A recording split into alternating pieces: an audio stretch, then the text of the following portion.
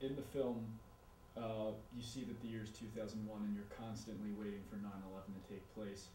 Um, when someone sees that, they automatically think back on where they were. Where were you on 9/11 and what was going through your mind? I was actually in New York. Taking the transit in from New Brunswick. I was staying on someone's couch and taking the train in, and you come around this bend on the transit coming into New York, and you can see the skyline. You can see all the way to the Trade Center, and one of them was smoking, and some people's phones were going off, and no one was calling me. I don't know why. No one cares. But I didn't really think anything of it, so I just got off and I kept walking, and I at some point I think I was around Union Square or maybe a little farther down, and everyone now came out of the buildings. Like literally everyone was coming. I mean, it was like exodus. Cars were stopping in like the middle of the street, looking up, and then we, just like in the movies, you make your way to a cafe that has a TV on, and then you're just trying to watch to see what's going on. Nobody's cell phones were working. There was lines down the block at every payphone, and it was the most surreal experience. People weren't panicked, or I didn't really see anyone crying. Everyone just sort of didn't know what to do. Everyone was just kind of looking around at each other, and it was definitely out of body experience for sure. Can you tell me a little bit about working with Richard Jenkins, because your scenes, obviously he's not a very communicative character, and how that worked out?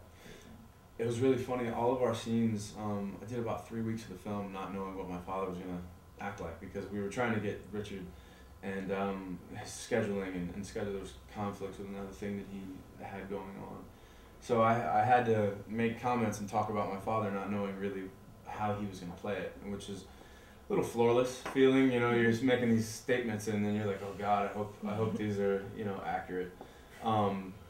But then, look, you can tap the guy for anything: comedy, drama, little characters, and he'll come off and give you an award-winning performance. He just is that brilliant, and he's such a giving.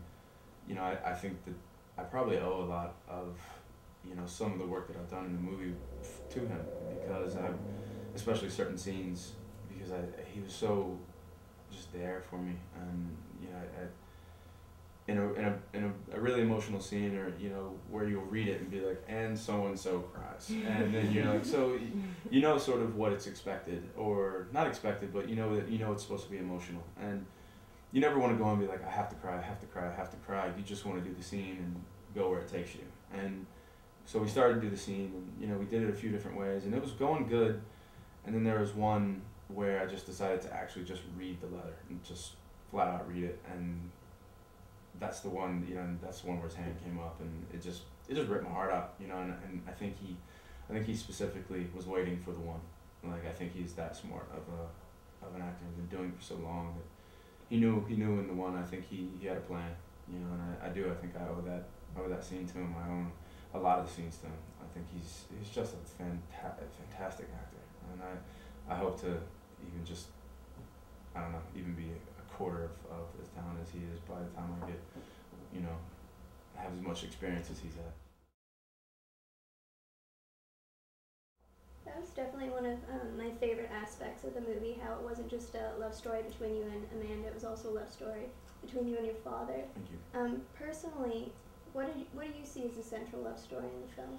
I definitely see the girlfriend, boyfriend, or John and Savannah's love story as the central, but because I think that relationship is the whole reason why I have any relationship with my father.